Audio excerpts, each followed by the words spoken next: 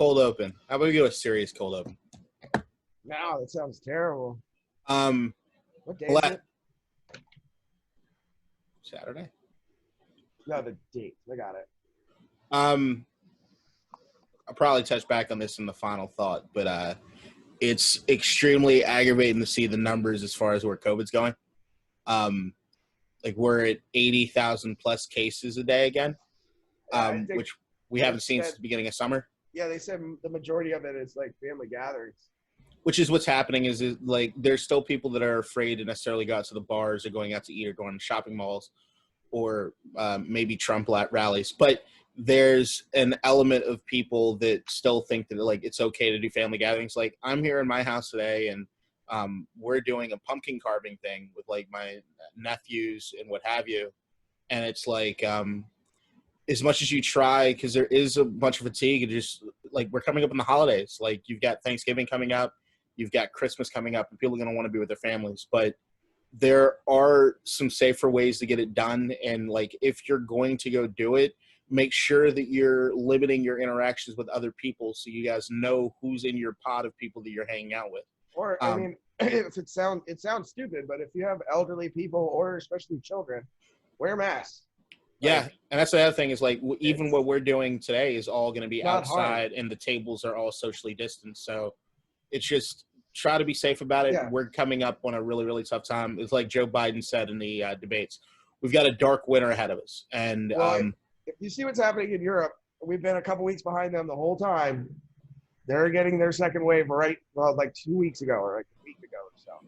But because of the lack of low point when it came to our first wave, wherever you want to call it a second wave, if you can. Just the continuation, the high point of our continuation of the COVID. But if it continues, the numbers are going to be a lot higher than anything we see in Europe. And right now it's looking like you could possibly getting used to over 100,000 cases a day and somewhere in the realm of 1,500 to 2,000 deaths again. So I'm just hoping everybody's doing what they can to stay safe and know your COVID status. Just be safe about the things you do. And like, yeah, if you want to get together with a couple friends, great. And then you got quarantine for a time and get tested. Simple enough. All right, you want to count us down, James?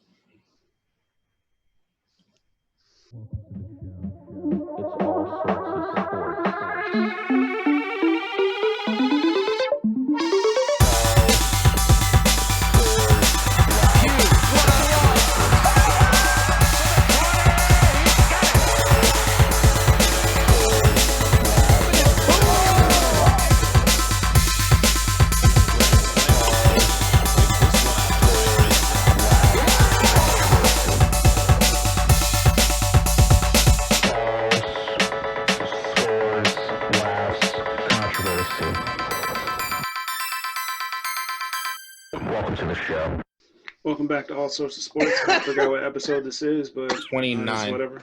29. All right. He's so heartbroken. Shut up. The first thing I'm gonna start off with is El Clasico. That game just happened. A lot of good things came out of it for Barca. First thing is we found our right back. Which is who? What Kadeem? Isn't El Clasico a pasta sauce? No. No, El Clasico. That's not what you guys were talking about? No. In the text thread? The game between I was like, what's all this pasta sauce talk? Stop. Yeah, I think it is one though. Kadeem, they got chunky tomatoes. Kadeem, stop it. The Clasico just happened. We lost 3-1. You did. Since I'm the only person who watched the game, I want to talk about the recap. I did watch. And the first thing is there's been something that I've been talking about for the past year, especially last season. The fall of Busquets. My God, was he bad. There's one or two goals that came directly from him. The first one for sure. He didn't run with I forgot who it was, but Valverde scored first. We answered back real quick with Ansu Fati. And then they got a penalty call where Longley did grab Sergio Ramos' shirt, but he flopped like a little bitch. And he scored a penalty, of course, which he always does. Yeah. For some reason, that fucker just scores penalties all the time, but congrats to him. And then at the end of the game, Luka. Fucking Luka Modric shook the shit out of Neto and scored. But a couple things I want to touch on. Coutinho didn't have a great game, but the fact that he was working. So I appreciate that. I didn't see that the first time as much, but he was tracking back.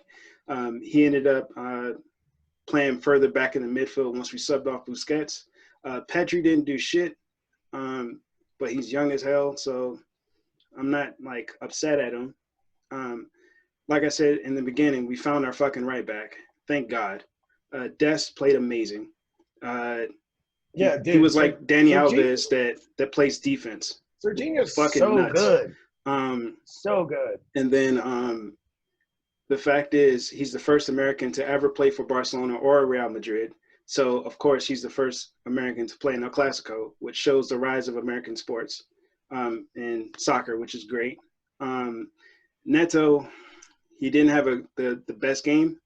He did some good saves, but at the same time, there was 1 or 2 goals that came directly off of his fuck-ups, especially, like, towards the end. And then Courtois had a hell of a game. I gave him a lot of shit when he played for Chelsea in his first couple of games with Madrid, but he did what he had to do today. He made some great saves. A lot of times when shit like this happens, I get upset, but I see some good things that came out of it. First thing, we've been looking for a right back for a long ass time, and I really feel like Dest took it over from Sergio Roberto. I mean, So, here's the thing. When I look, and I did this morning, when I look at the lineups, it's like I don't even know who Barcelona is playing on their team, and that I think that says, you know, What do you mean? like there's a lot of youth that Yeah. they played today, which, you know, But they've been last playing season, though.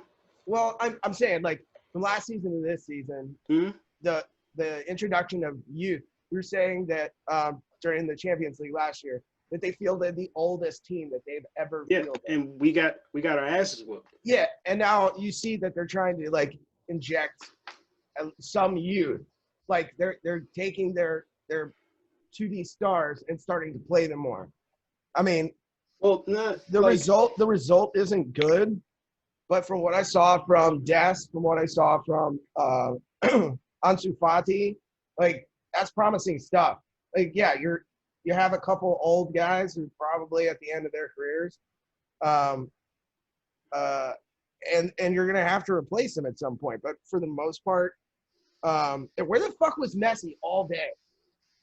He was around the game. He was around, but he didn't. No, he made more plays than he normally does. Like when Pedri got in trouble in the back. Scoring. Huh?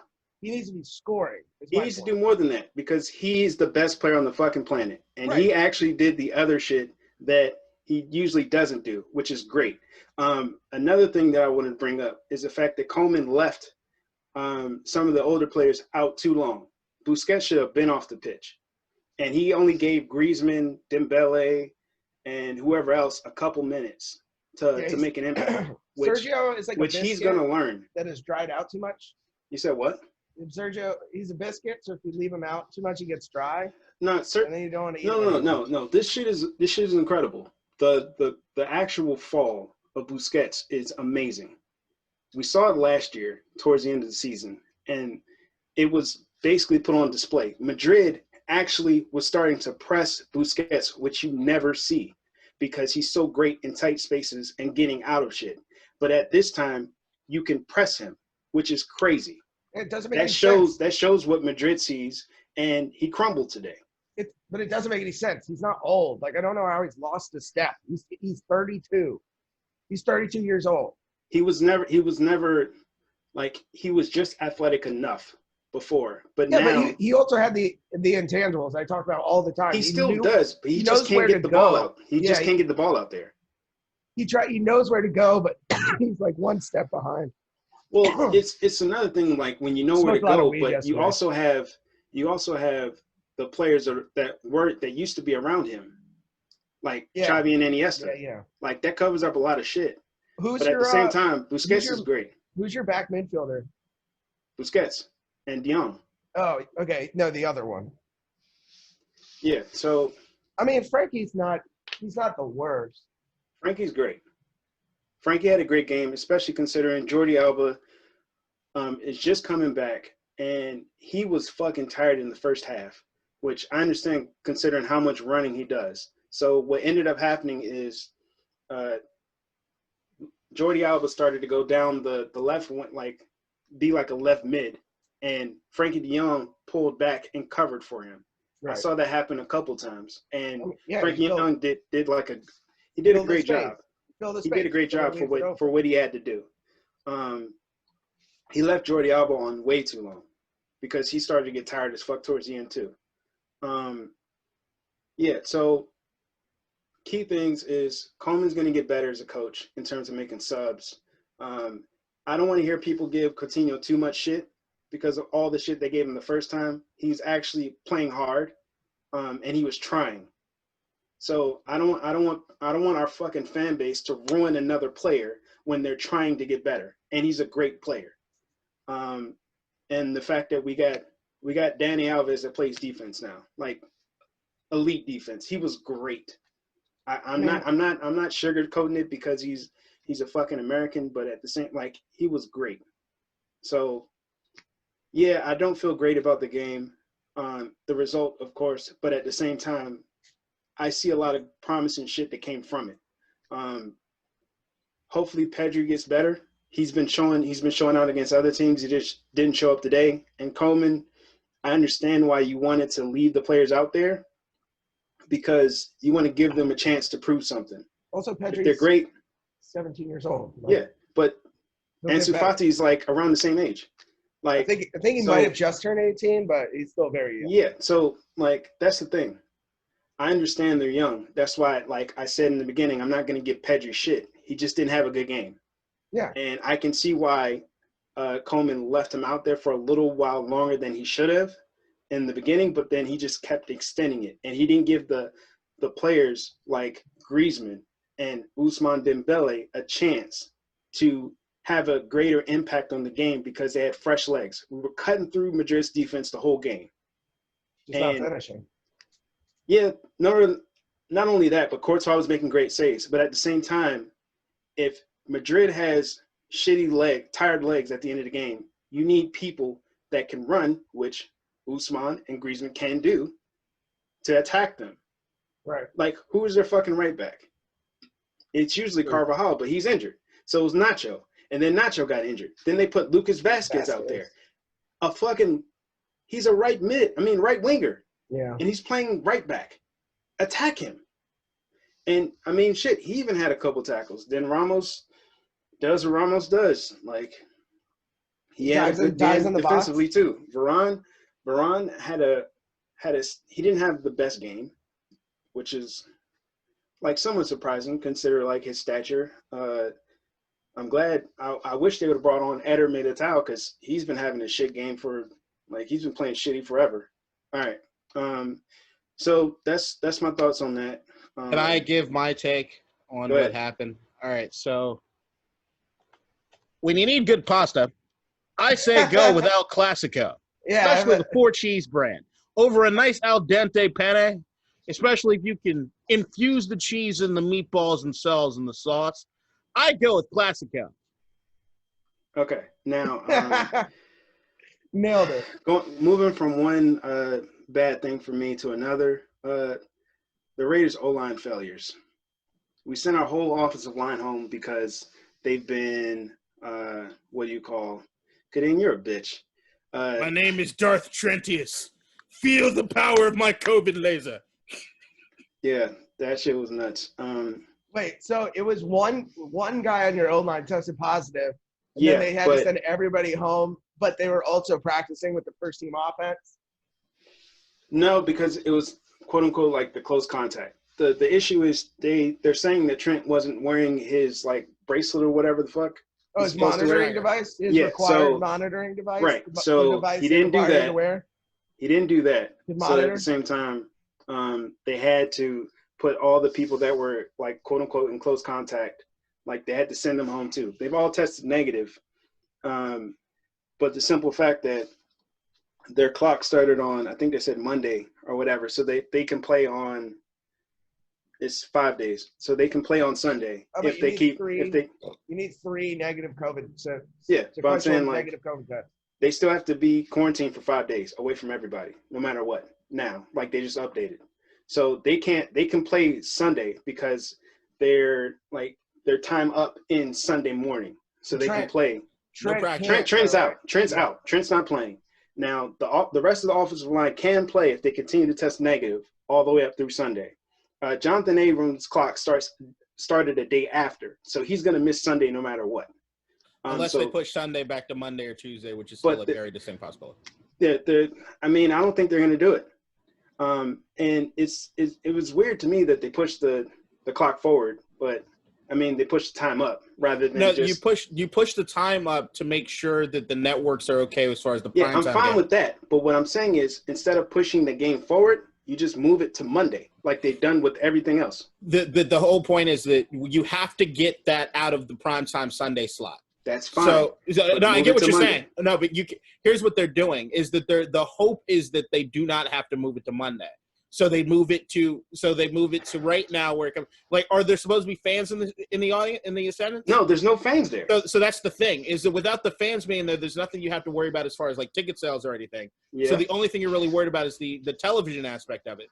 So with the television aspect of it, you have to take it out of that primetime slot. Mm-hmm. But here's the thing: if the offensive line tests negative by Sunday, which is what we're hoping for, game goes on. What the league is not going to do is do the Raiders any favors to try to make sure Abrams can come back on Monday. I understand that, and at the same time, like it's our fault, like 100% anyway, right. Because if Trent would have worn his shit, like we could have still had all of our offensive linemen practicing and everything like that, and we wouldn't be missing our fucking strong starting safety, Jonathan Abram, which we're going to miss anyway.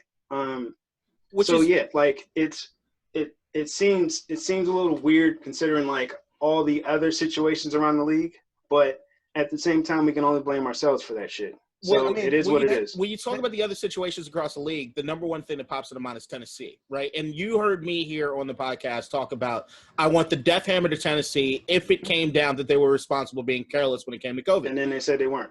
The NFL did their investigation, which it looks like they're actually doing thorough investigations and all of this, and it came back that the Tennessee Titans were clear.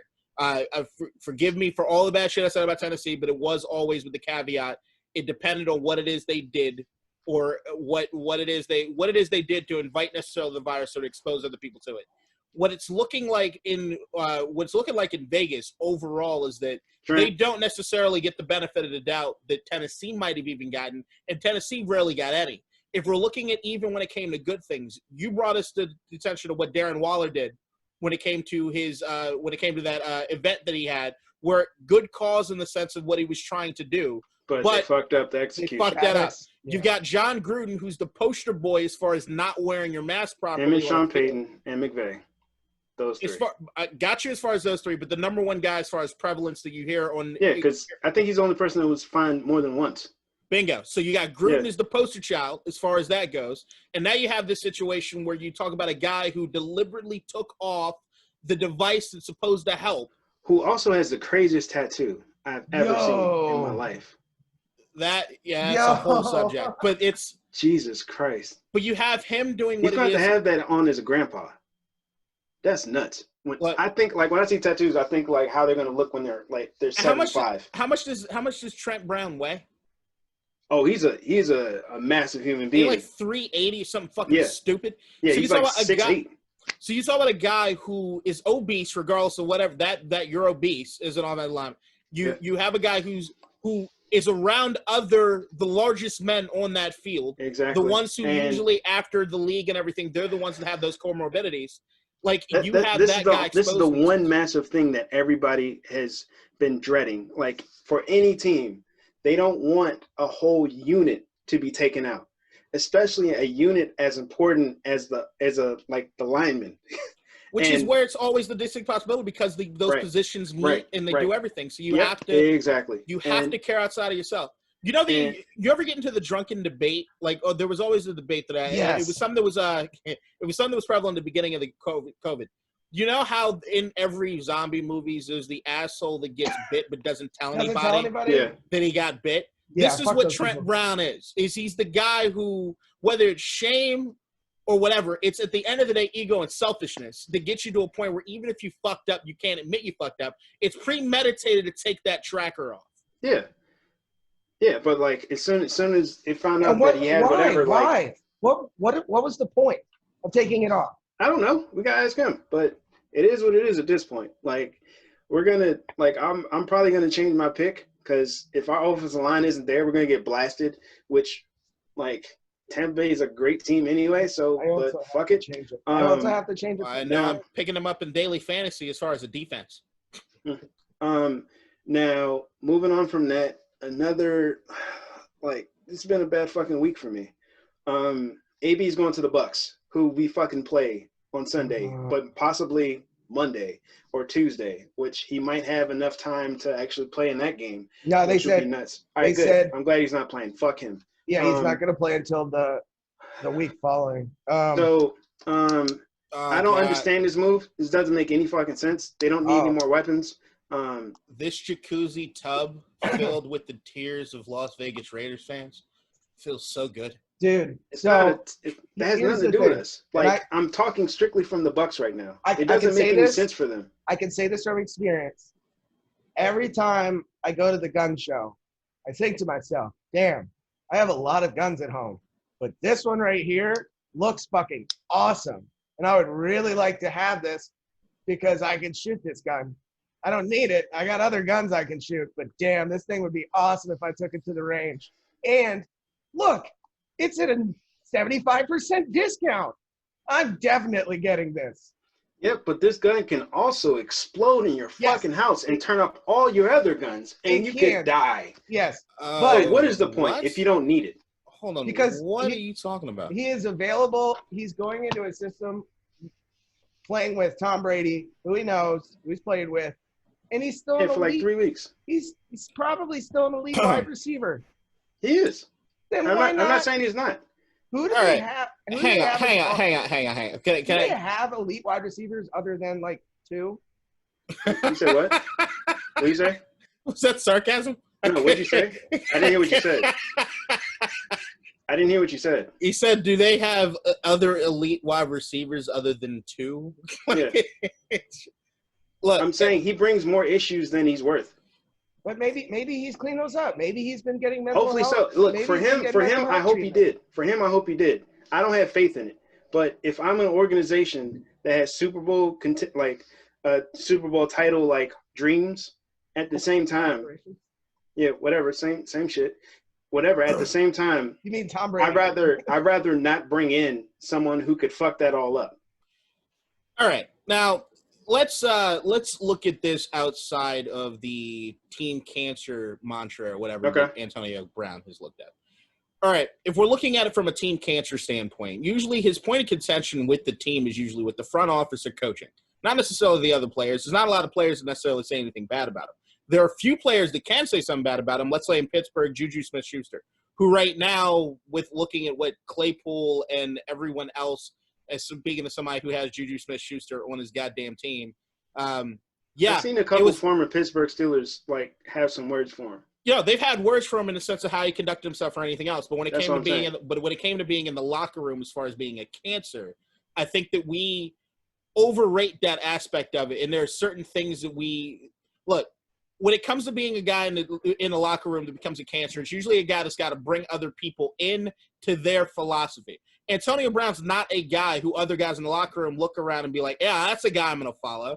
It's not that. If he's a distraction to somebody else, it's usually going to be the coach's issue, not theirs. And if we're looking at a strictly production standpoint, even look at his last year in Pittsburgh where you had 1,200 yards and 15 fucking touchdowns. Yeah, or let's look at the one game he played with Tom Brady in New England where he had 4 catches, 56 yards, and a touchdown after spending that much time out, after all the shit that he was going through with having his Harriet Tubman ones on his feet and not being able to wear the helmet that he wants to wear, okay? So if we're looking at the sample size, this is a motherfucker that can come in here and contribute, and especially contribute from the standpoint he's not the number one guy. Then the other big difference when it comes to him, kind of alluding to what Ryan said, is if we're looking at with money that Antonio Brown has made this year, you're looking at money that he still collected from the Raiders and He's money not he's collecting from us. He did. I'm saying he has collected, not still collected, but he has collected from the Raiders and from the Patriots. How much are the Tampa Bay Buccaneers paying him? Jack shit. What was the deal? It's a 1-year deal. For how much? I don't know, but it doesn't matter. Because even if the 1-year deal, you're not bringing him in for $12, $15, $20 million in that season, for that. If you have a situation where you need to move on from him, cut him. But if you're also looking for the fact that the person who's vouching for him is Tom Brady, who, rumor is, he had Tony Robbins, the motivational speaker guy, call up AB and say, hey, look, this is what you need to do. And if we're really looking at it, when's the last time we had Antonio Brown really been in the news? He's been keeping his head down, doing exactly what he needs to do to get back in the league. Because in those months right after he left New England, all we wanted him to do was shut the fuck up because he was online nonstop talking about how he's retiring, not retiring, needs to pay this, need to do this. And it's just nonsense. Oh, a great deal. It was a great deal for the Bucks. It was 1.05. Yeah. So then again, I go back to, if you're looking at that locker room in Tampa Bay, who's their head coach? Bruce Arians. Yeah. Bruce Arians said earlier this year, I'm not doing AB. Yeah. But they had to have changed. If you've got Tom Brady in there, who's the leader of leaders in locker rooms, saying, hey, we could take this risk, and if it goes bad, let's cut his ass. You got Rob Gronkowski, who's a leader in his own right. You look at that wide receiver core, Mike Evans or Godwin are not going to let just anything fly.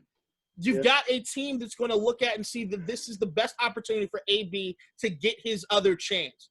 I don't believe in just giving up on people. And if he produces anywhere near the level that he had been producing, I'd rather see him in Seattle. No, the reason I'd rather not see him in Seattle is I understand Russell Wilson being a good leader and everything, but as far as like the way that we've seen Seattle kind of let some of these egos take root with the way that Pete Carroll kind of coaches their hands them on. You've got the Earl Thomases, you've got the Richard Shermans, you've got not necessarily team cancers. I hate that terminology. But as far as those guys that can kind of make an like me first, kind of, and you build it up because sometimes, especially depending on the position you play, it's a good thing to have, right? But down at Tampa Bay, it's not going to be any nonsense. If AB goes down there and starts some bullshit, Bruce Arians will be the first one to say, "Tom, he's done," and that's it. And then who cares? But look, the rich get richer, and in Tampa Bay, it's looking like Tampa Bay is looking like what New England was basically doing, which is give me your tired, your weak. I'm checking. Give me your problem child, and we'll see what we can do with him. And maybe next year he gets a big contract with Seattle, putting him up with DK Metcalf, and he can prove something. But he's got to prove it now. And they got Byron Leftwich as their offensive. Fair points, everybody. So moving on to something that I don't know if you'll be as ecstatic to discuss, Kadeen. What the fuck happened with Dwayne Haskins? Because I don't know. I didn't care to read the story, but I just know he got fined for COVID violations. What did he do? He got fined $5,000. I think it was more. I thought it was like 12. But it's whatever. There might be 2 fines too. I think it's small potatoes. I think there's like a team fine and maybe a league fine or something for breaking the rules. Sense. All right. So here's what I'm going to do is I'm going to directly compare this to some other COVID news that we had talked about earlier in the sense of the Trent Brown situation. Okay. So you have rules and regulations that are set up in order to make sure that the team stays as secure as they possibly can during this COVID still. So when you're talking about the teams going from hotels or what have you when they're on the road, you need to make sure that they are not necessarily being exposed to other people, strangers, what have you. So what the league basically has is that if you're going to a team hotel, you can't have family, friends, or anything stay in that hotel where the team is. Okay. What Dwayne apparently did was hooked up a family friend or somebody that he knows with a hotel room in the hotel that the team was staying. Now, the difference is, while that is a rule and a regulation that you break, and he's going to suffer the ramifications as he has with his fine, what he did not do was have any contact with this individual. So it's different in the sense of what he did in getting or exposing the team or himself to COVID. He didn't do that. What he did do was break the rules as far as bringing somebody else to the hotel, which he should deserve a fine. But why? Well, you got to look at it. I don't know the why behind it, but I mean, I can kind of I can make sense of it. Like if I'm an NFL athlete, I've got the team and everything here. I got a family. Dwayne's playing in his hometown. If I got somebody that maybe I know up in New York that don't got their money right or can't do this, can't do that, and you're like, yo, here, just hey, take a hotel room right here. You can come to the game, or come in and do this. Like you're trying to hook somebody up. Yeah. But maybe the conversation. I'm going to give Dwayne the benefit of the doubt because what he could have done was meet up with his friend. He didn't do that, which is also the news that's been breaking this morning, which I think we're going to hear more about, which is that last night in the club out in New York, you had Daniel Jones and Saquon Barkley out partying. Now, apparently the bar was coming to close, whatever, so there wasn't that many people. But you talk about from a risk and exposure standpoint, it's completely different. Well, You didn't necessarily Saquon ain't with the team, so you see what I'm saying. So, but there's a difference, or maybe he was telling Daniel Jones how to make sure he stays upright. Yeah, he was showing him how to run, to run and not trip over himself.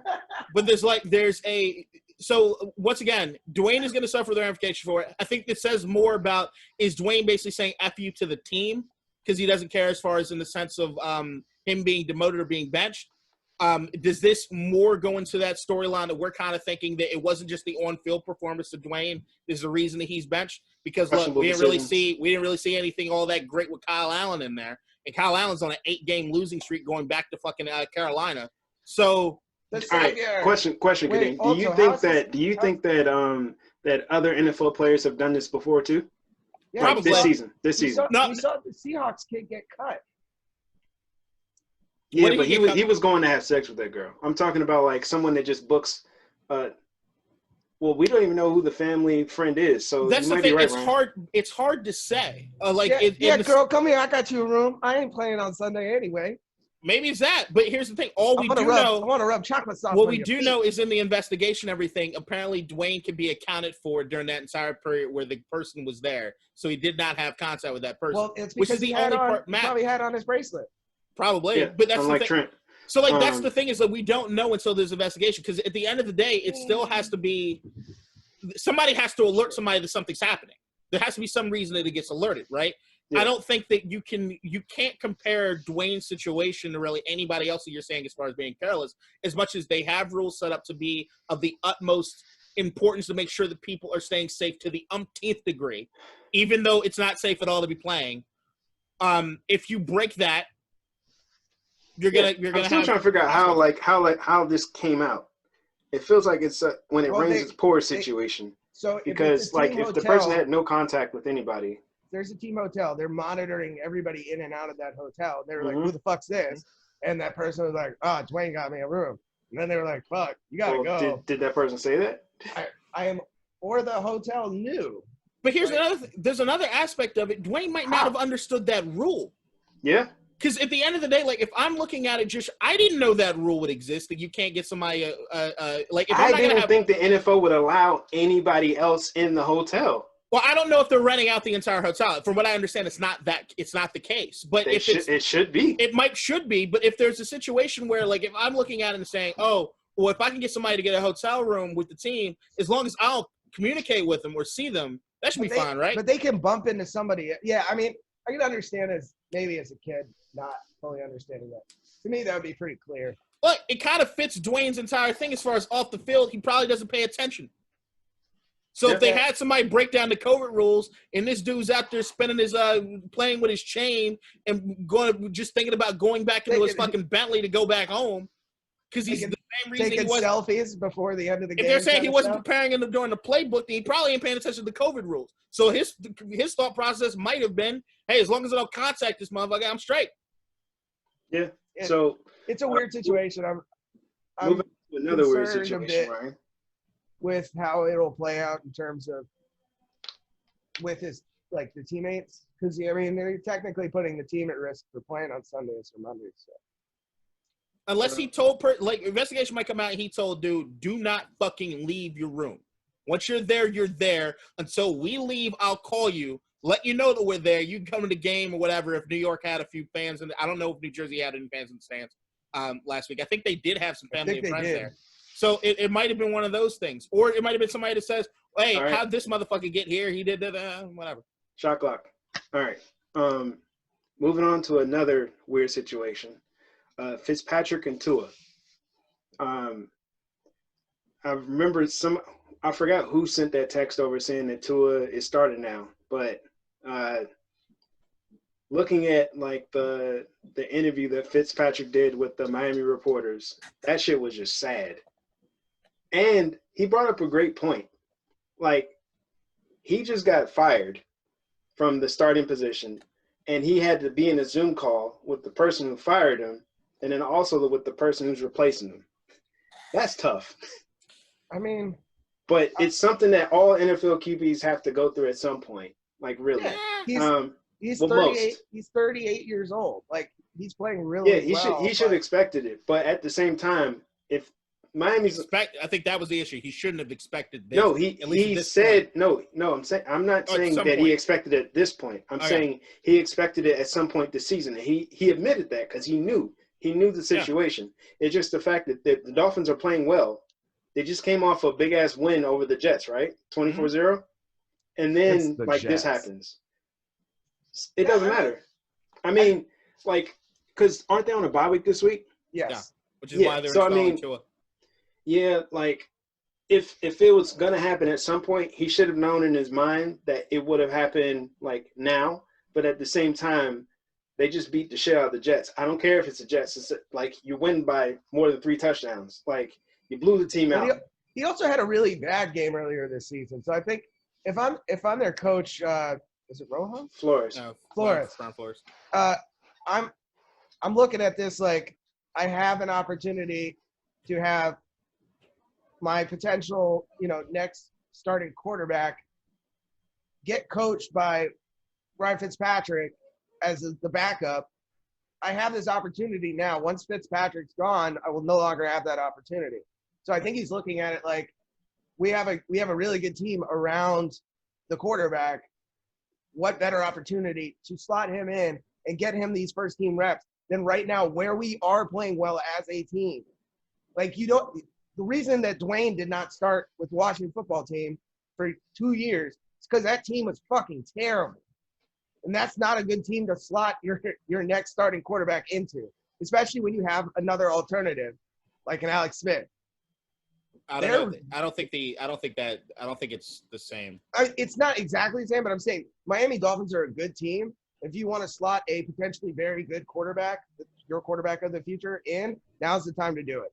You got Fitzpatrick there to kind of hold his hand and walk him through the process. I don't necessarily disagree. I think the only issue I had was the comparison between them and Washington anyway. I think what this speaks to is the same thing I talked about last episode as far as it looks like the Bill Belichick coaching tree is actually starting to make sense. This feels like a Belichick sort of move in the sense of I'm going to look for this, what's best for my team and what's best for my team moving forward, not necessarily doing what's right by the guy or right by this particular player, which feels wrong. Like, when you read that article from Fitzpatrick, there's a couple of different things that I'm getting from it. Number one, a lot of people don't understand Ryan Fitzpatrick's humor. There were some things that he's saying kind of tongue-in-cheek where he's telling you the truth, but he's laughing about it in a sense. Did you watch the interview? I did.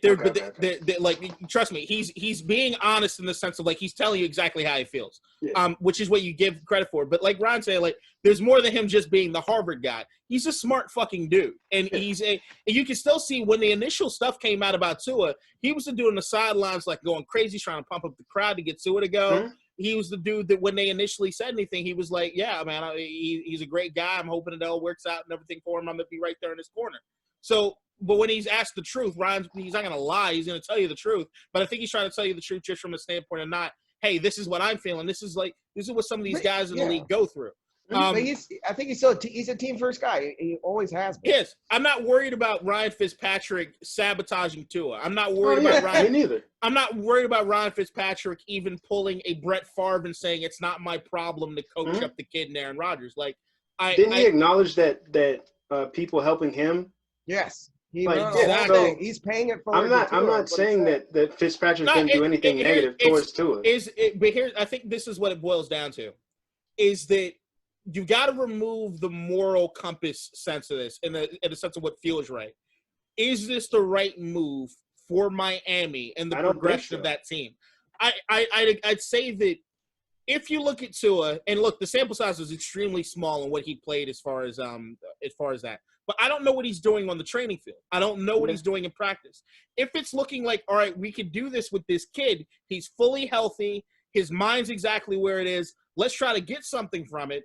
You look at, I don't know where Ryan Fitzpatrick deal's looking like. If you can get a veteran to be behind this guy, like Ryan was saying, teach him and to coach him along, you got the bye week to install the game plan. This is usually what you want to do. What you don't want to do, if I'm going to compare to the Washington team, is what we did with Dwayne Haskins, which is wait until after the bye week to play a game and to throw this kid out there to the Lions and try to figure out whether or not he's going to work. At least you have a time to install him. At least you have a time for Fitzpatrick to be in his ear to tell him what's what. At least now, if they have a winning team, they can look at this and say, all right, Tua's not going to get killed back there. We have enough talent.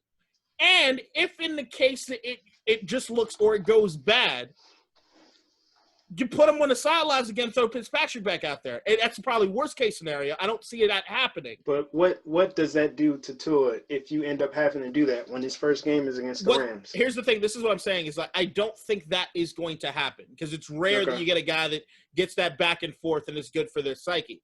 Mm-hmm. But if I'm looking at Tua, I'm looking at saying that, like, I can't protect him all the time from the Rams or any other team we're playing.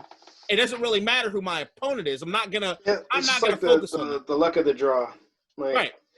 I wouldn't have been as cautious if the team that we're playing wasn't like the Rams and he wasn't going against like Aaron Donald. But just a matter of where it is to buy. I think regardless of who it is they had after the buy is what you're going to look at if this situation itself presents. Yeah. So like at the end of the day, Fitz should have expected if it was going to happen, it had to be after a buy. Or before a buy. Well, yeah, that's what I meant. And now that Tua's going in, like, there's no reason for them. Like, he has to start the rest of the year unless he's injured. Pretty much. Because you can't take him out now. All I'm hoping for Fitzpatrick on a personal level is that he goes and either gets paid somewhere as a starter, if that's what he still wants to do. Mm-hmm. I think if I'm Fitzpatrick, I become comfortable being the best backup in the NFL. Because if I'm one of the smartest guys in the NFL, and I'm a guy who could come out there and show some FITZMAGIC every once in a while, like he could find a really solid place being that guy and going to a very winning team to do so. Like if I'm looking at Kansas City and I see Andy Reid looking at like, if I can sure up a backup for my guy at this kind of quality, I'll pay top dollar to do it. So, I mean, I don't know if you just sort of start to market yourself that way. And maybe Fitzpatrick, by helping Tua along in his progression, and Tua going out and necessarily saying publicly, and then the Dolphins become a great team. But if you got Tua throughout the rest of the season saying how important Ryan's been to his development, you don't have another guy out there in the league who wouldn't pay top dollar for Fitzpatrick to come and coach or mentor their guy along, and knowing that if it comes down that he could step in. Now there has been talk about the ramifications of this, which could be Fitzpatrick either demanding a trade or a team coming in offering the Miami Dolphins something, like including, like I heard talk about the Cowboys possibly doing it, which is crazy. But moving on from that to another player that I'm hearing might be demanding a trade is OBJ. At this point, like I don't like that he's in Cleveland because I do feel like his prime years are being wasted. Then you have that weird. He's got Baker throwing to him. I think if anything else, the coaching staff in Cleveland is not utilizing Baker as Baker needs to be utilized. His prime is being wasted in Cleveland. Well, they're not giving anybody there the opportunity. Yes, I agree. Okay. If you want to look at it that way. I'm not, yes. Like I'm saying. All right, let me check myself. Did I make it seem like it was Baker's fault? Which partly it is, but I just want to make sure that I didn't come off that way. No. I see what you're saying. You're saying just he's not getting the opportunity to get the ball. Neither is Jarvis Landry. Yeah, I think that's more of a system issue, which I think the Browns have acknowledged, and I think they're going to. It got to be more than that because it's been multiple systems. No. It's the way that they're using Baker. He's been under center, I think 62% of the time, and Baker's dangerous, like a lot of the young quarterbacks, when he's out of the pocket and people, All right, the let me ask you defense this is out question. of position. How many systems does he have to be in before it comes to like, all right, It's not even a system issue. I misspoke. It's the way they're utilizing Baker individually. They need to have him, in the shotgun, in the pistol. He's under center too much, and he's not getting the time to rotate out. Yeah. And I think that's hurting them. And I think statistically, you see when he rolls out of the pocket, he's much deadlier, especially with your deep threats like the OBJs, like the Landrys. And I think that'll give them more of an opportunity. I want to see what they do. You saw that in that one game where he scored like 5 touchdowns. Like that's what they were doing, and then they were like, "Let's get rid of this. This worked too well." It's just the main criticism that I saw in regards to Baker was the fact that if he has his first read and his first read is covered, then all hell breaks loose. Yes. So that's not really a system issue. That's a him issue. Right, and he does that sometimes too. But he's good if he can get out and see what's on the field, not sitting behind the line. I hear you. That's just when I see him the best. So, couple things. Number one is that the reason I'm making the face is that once again, going back to my whole team cancer thing, I think that you got to be careful in the way that you say certain things about certain players. So the aura that I was getting was that OBJ was like his talents are being wasted here because of X, Y, and Z with the team, almost in the same sense of like what was happening in New York, where you had this aura of like OBJ, because there was always a rumor that OBJ wanted out. He wanted out. Because you see him on the sidelines acting out or getting upset when it comes to this, that, and the other. Which, look, there's a – I got to interject there. Let me interject there because this goes to another situation that essentially pisses me off too. Because – and OBJ spoke to this. And I'm not saying you did it. But you remember like when he was like he took off his shoes at the Pittsburgh game, threw his helmet because he was pissed off that – they took him out. They took the starters out of the game when they're still fighting, right?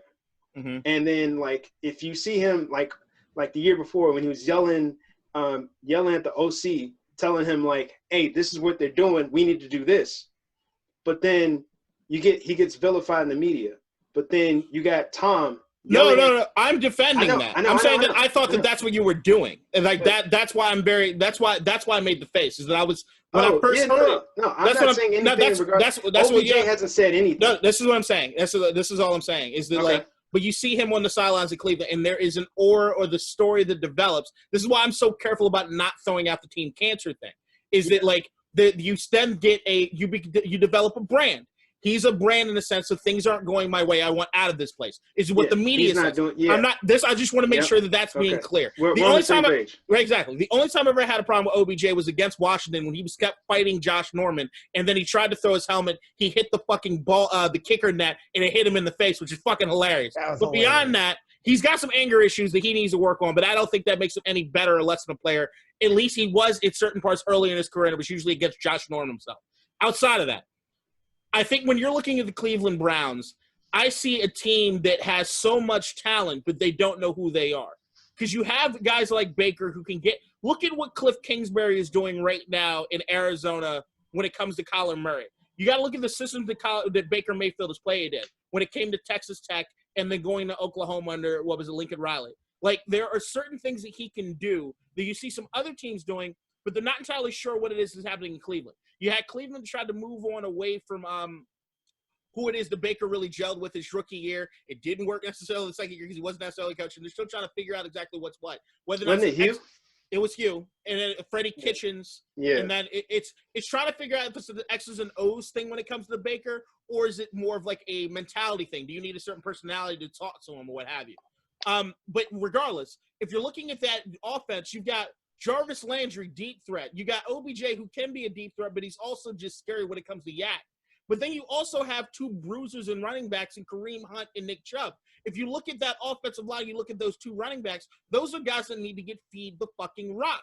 And you look at what that defense does with Myles Garrett, it almost speaks to that we're a run-first team that's going to pound you and keep the ball as far as that time of possession, which is different than chucking the ball down the field and trying to get what it is you need to get done. Look, even beyond that, David Njoku, they picked up Austin Hooper. Like that. Didn't they pay him like the most? Yeah, at when one you point, already had Njoku, and it was like it's- why? when you already had David Njoku, and then we were all, like here in Washington, we were like, can y'all trade one of them to us? But it's like but they're like, no, we want these guys, and it's like you have this plethora of talent, but you're not sure what your identity as a team is. Yeah, and it's like they're wasting money in the wrong spots. It could be, or look, once it clicks, if it clicks, there could be the scariest team. Like, if we're looking at it as far from a talent standpoint. They are 4-2. It's not like Not scarier than Chiefs. Not yeah, no. Not something to shake a stick at. But it's just the losses were just really bad losses, but it was against great teams. Baker is not Patrick. Get that out of there, right? Mm-hmm. But let me look at the skills position players. Okay. Would you take the wide receiving core of the Kansas City Chiefs or the Cleveland Browns? It's an easy answer. Yeah, it's Cleveland. It's Cleveland. The running back core. Kansas City. It's Cleveland. Yeah. All right, I get the Le'Veon Bell thing, which throws a little wrench in my entire thing. But let's talk about 2 weeks ago before Le'Veon was there. Tight ends? Tight ends. All right, but here's the thing. We're looking at tight ends. Travis Kelce, by far, better than almost anybody in the league other than George Kittle, right? But give me Austin Hooper and Njoku? Njoku hasn't really done anything, though. Because they also haven't really gotten involved in the red zone and everything, which has kind of been weird. But it's like, I get it. But I'm saying, I'm saying, if you have to even pause at it when you have the best tight end in the league, but then we're looking at a core group. I get what you're saying. Like they're not as bad, like in terms of talent, as people may think. And I'm a huge Baker guy. Like I'm a Baker apologist. I'm a Baker stan. I love Baker Mayfield. It's a show me league, man. They got Travis. Just like you tell me, because I'm the same way with Derek. But at the same time, you just got to show me. Man, there's also that division's fucking good, and there's a lot of things that if they're not necessarily performing as well because they're getting beat up on by other AFC North teams. I mean, Lamar Jackson doesn't look as good as he did last year, which is kind of hard to look. And the Ravens just got Ngakoue or whatever. And Des Bryant's on the practice squad, so who knows? It's like it's nuts. Like, if the Pittsburgh looks like Pittsburgh, I'm big on Pittsburgh. Joe Burrow, the Kansas City, Cincinnati still sucks overall, but Joe Burrow looks like something special. He's gonna pull off some miracles here and there. Yeah, that whole division. Also, just to go off what K-Dot was saying, can you tell me who the secondary tight end is for the Chiefs? No, but don't need to. Don't need to. But I would take 2 A- players over 1 A+ player. Njoku's not A-. I'm not going A-, but I'm saying it's not A- either. Hold on, I say Austin Hooper is a B+. Yeah, B+. I'd say that I say he's a B. I'd say he's a B+. I'd say he's a B+ at least, seeing what he's done in Atlanta. I will also say that Njoku, kind of like what you see with a lot of these guys that come out of college, he has the body and the physical ability to be an A+. He hasn't shown it. He's shown flashes of A- in very, very small samples. Yeah, I mean, but the sample size is small. So he's had good games. He's had great games, but it's a matter of like, all right, can you be consistent with it? And if you can't be consistent with it, can we have Austin Hooper, who's more consistent than you, and we just need you to show out every once in a while? I'm saying the combo of those two guys with those guys that they have wide receiver, plus those two running backs. It's a deadly catching. It's like if you put if you have a team that can actually scheme and knows what it is they're going to be on offense, see what you can do. Like that's why I like what Kansas City does. Patrick Mahomes can air it out when Tyreek is doing what he's doing. Most of Tyreek's big jumps are his hit a slant, take it to the house. I'll say the last game that they did was pretty telling for me, just for the fact that they were running the ball. They won by running the ball, which is something that you don't necessarily ever see Kansas City do. Like in more recent years, just based on the personnel they had and like the fact that Mahomes just did what he needs to do, just like throwing the ball, making these crazy throws. Yeah, you game plan to stop one man, and then they're like, "Hey, no, we're just gonna run it." Though. Before they would just say "fuck it" and still throw the ball and still win. Now they switched it like, okay, you want to stop the pass. Great. We can run the ball. A great coach does not – it's what we ran into when it came to Washington for so many years when it came to Shanahan. Mm-hmm. A great coach does not change a player to fit his scheme. a great coach schemes around the players he has. Yep. That's what you Agreed. have to do. Andy Reid's a genius. Yeah. Well, Yeah, y'all, wait, here's the thing. Give Andy Hey, Reid the credit. Give Andy Reid the credit, but do not take away from Eric Bieniemy and what he's Bieniemy's a doing genius too. on that offense. And he should be a head coach. He should have been in New York this year. You saw the video. Did you see the video? They didn't fucking fire Gase this week, did they? No. Bieniemy has a video that's been going kind of viral on Twitter where he's talking about the team mentality or the team aspect of things. Mm-hmm. If you look at that dude and you see and you wonder why Adam Gase is a head coach compared to Eric Bieniemy, it makes you want to jump off the fucking building. Wait, did Adam Gase, did he get fired this week? No. I have all the RSS feeds on Adam Gase coming through my phone, so that when the words "fired" in his fucking cocaine having eyes gets cut, I'm gonna throw a party. Okay, Nice. he's not deserved to be in the league. So, moving on to the final topic for today. Right now, out in Abu Dhabi, it's the UFC. I'm watching. Who's fighting? Khabib and who? Khabib and Justin Gaethje. Who do you think's gonna win, Ryan? This one's the hardest Khabib fight that I've had to try and guess, because I think Khabib is the most talented fighter in his division and maybe in all of the UFC, but Gaethje will punch you to death. So, and Khabib has an iron chin, but I've seen Gaethje knock people out just silly cold. So I think that Khabib should win, but I think Gaethje's ready for this one, and if he lands one solid punch, it's gonna be over just like that. So I'm gonna take the underdog. I think Gaethje's gonna win this one. Okay. Kadeem, what about you? Babe, didn't I say was it the video of him or somebody like him swimming in a river against the current? Yes, that was Khabib. That's all I need to see. Dude, no, all I need to see was him wrestling a fucking bear when he was a kid. Bear. He's a fucking madman. I'm not going to pick against him. When you wrestle a bear as a kid, he's never going to lose. Has he ever lost yet? No. Okay, he's never losing. Why? Why would I pick against him? Yeah, you make an interesting point. Also, as a side note, if you watch where they train on Fight Island, they have rings out on the beach that they're training on. I'm winded just looking at it, but it looks like a fucking awesome place. Fight Island is the equivalent of a 2020 Mortal Kombat. It's just. That's what I was thinking about. You get on ships, you come to this thing, and smoke everywhere with fog.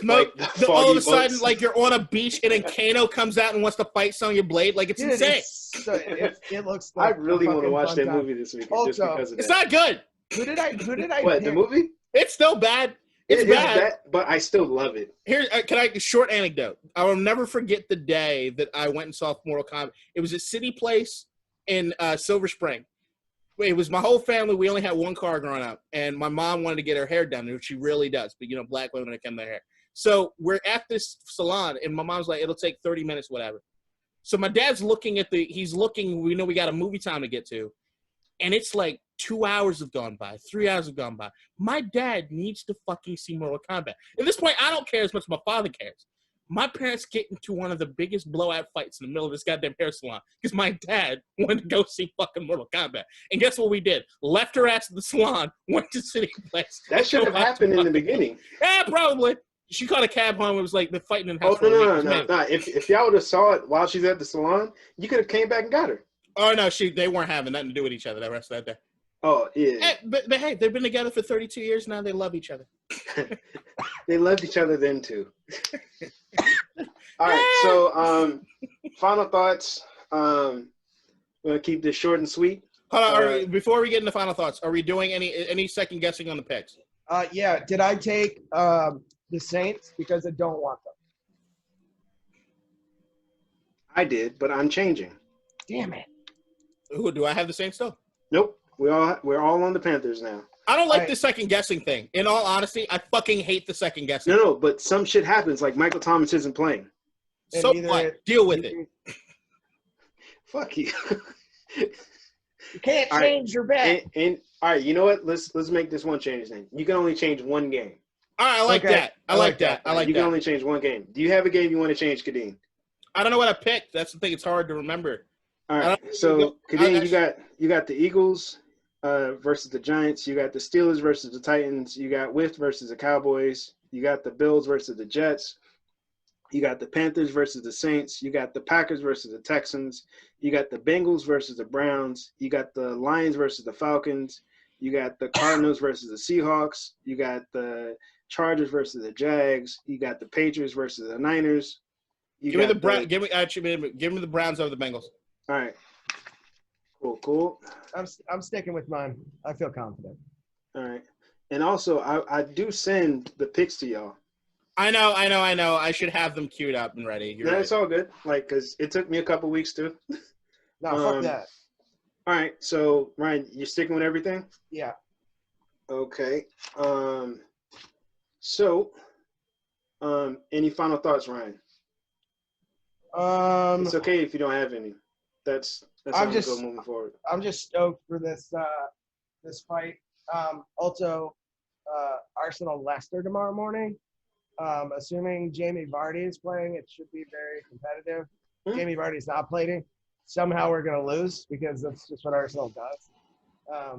Went down 1-0 to a team I'd never heard of, Rapid. Yeah. Midweek. Y'all came back and won. And then we came back to win. So we're not playing super Arsenal-y as we usually do. So excited for that. Excited for this fight. What a good weekend for sports. Yep. Just in general. El Clasico, then And Chelsea El Man Clasico? United, Yeah. then the fight. Chelsea Man United was at zeros. James, you got your phone out? Yeah. Do me a favor, pull up a timer. How long do you want to give me to rant? 1 minute. 1 minute? Cue it up for 1 minute, and I'll go. Just tell me when to go. Tell me when to go. Tell me when to go. Nailed it. Go. All right. So far, after watching the debates this week and seeing what it is the Trump administration tried to do with throwing Hunter Biden under the bus, let's not forget that the entire thing that they're trying to talk about is how Hunter Biden uses influence with Joe Biden being his parents to necessarily get money from these other countries, which is complete and utter horseshit after a bunch of Senate investigations have already confirmed. What we don't talk about is the fact that Ivanka and fucking Jared Kushner have made tens of millions of dollars being direct advisors to the president of the United States, and we aren't saying shit about it. What I would like to thank is the Lincoln Project for doing what it is they did in the middle of Times Square, which is have both those assholes on billboards and taking it straight to them. Wear your goddamn mask. Stop listening to this administration. Take your test when you need to take your goddamn test so you know what it is, the status of it, because the administration is not here to help us. It's on us to help ourselves and bring light to this dark fucking winter. Hey, with time to spare. Chance? All right. Huh? Beat that. I'm checking. Nah, like at this point, I just don't care anymore. So we're about like one thing I want to discuss later on at some point with you guys is the direction of the pod. So if we want to make sure that we're like doing shit in the moment. Timely. Like, yeah, not like doing shit in the moment where like if we're making our picks this one day, it goes up like before the games and shit like that, and then we discuss shit after. I've been thinking about it. I'm sure you guys have been thinking about it. I don't know how it's gonna go, but we're gonna figure this shit out. We are. I think the schedule is probably we could going do to change. dailies. I think the Monday upload is probably going to die. I think it's also just about us and our scheduling because it takes a while to get the editing done on some of these episodes. The earlier is always going to be best for me as far as trying to get the editing done and still try to maintain a life.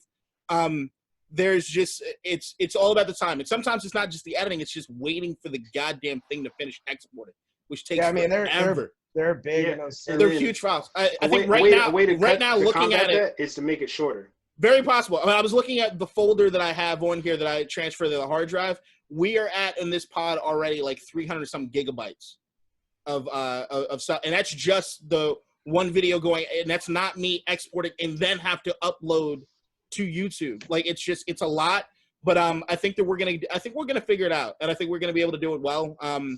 And sometimes I think that there's gonna be episodes where it's not necessarily. I think some of the episodes are going to be where not necessarily all three of us are on it. I think there are going to be some times where I think you two need to go and do a soccer episode.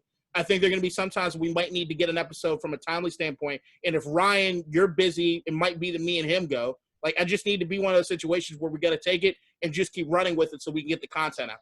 Word. I agree. All right, boys. Love you both. Let's watch some sports. Dark Tredius says the Death Star go boom. Boom!